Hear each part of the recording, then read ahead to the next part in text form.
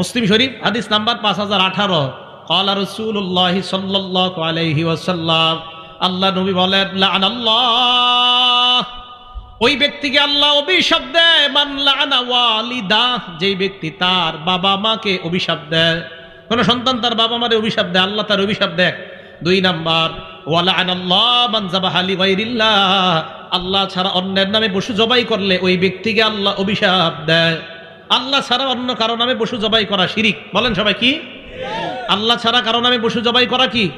শিরিক। আল্লাহ বলেন, ফাকুলু মিম্মা যুকিরা রাসমুল্লাহ, খাও ওই পশুর গোশত যেই পশু জবাই করার সময় আল্লাহর নাম না হয়। সূরা আনাম আয়াত নাম্বার 118।